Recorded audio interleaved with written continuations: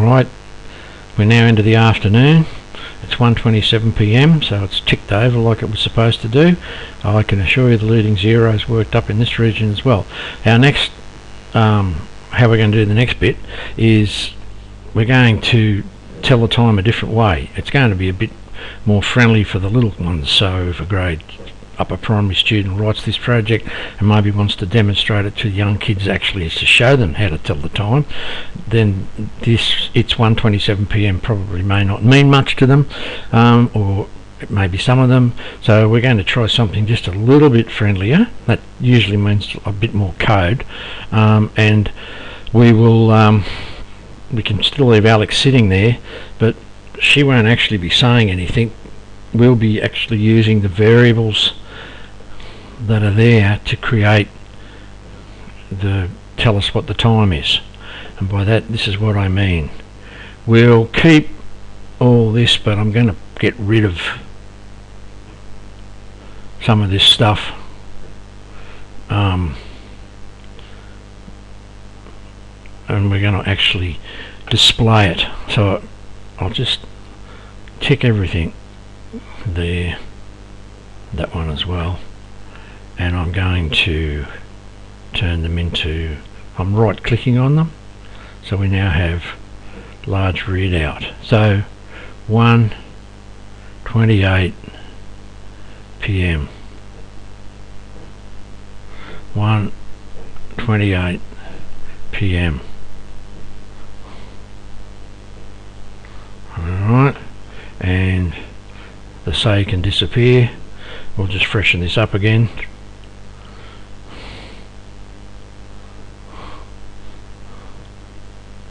And Alex is just standing there with a smile on her face, but she's not actually contributing very much because the variables are what's telling us the time.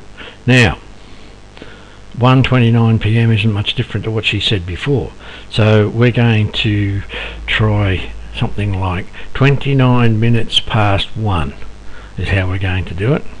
Get rid of the AM and PM. We will change the TOD to something else instead, so our TOD, instead of being AM and PM, will actually become past and 2, because at this moment we're about to tick over to 1:30. Alright, so a lot of kids would understand that that is 1:30, and then when we get to the next one, it's not 31 minutes past, it's 29 minutes to.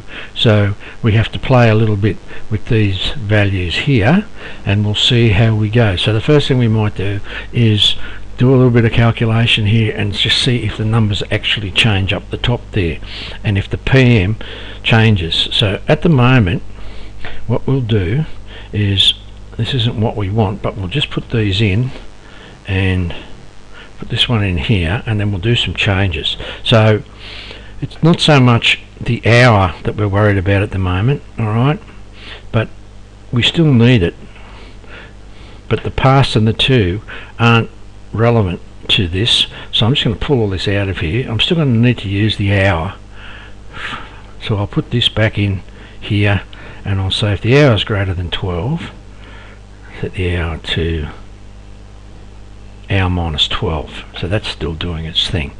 Alright, until I stop running this thing, that's going to keep going the way it's supposed to go, till I do something else. Alright, now if the minute's less than 10,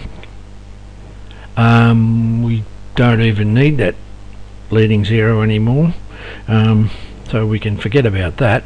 But if the minute is less than 30,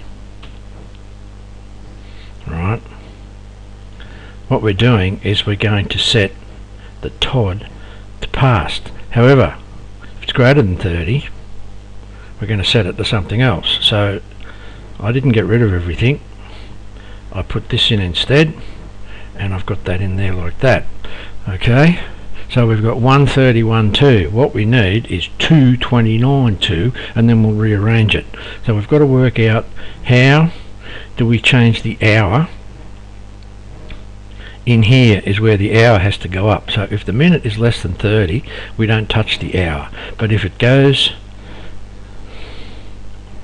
past the hour, then we change the hour by 1. So if it's 2, we do that, and that becomes a 2.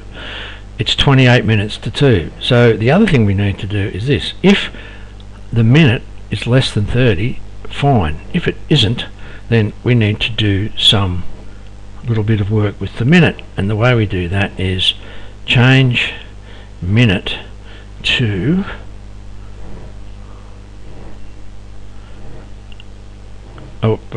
sorry, my fault. Set minute, not change. Set minute to 60. Take away minute. How's that look? 27. Good. So we now have 27 something to 2.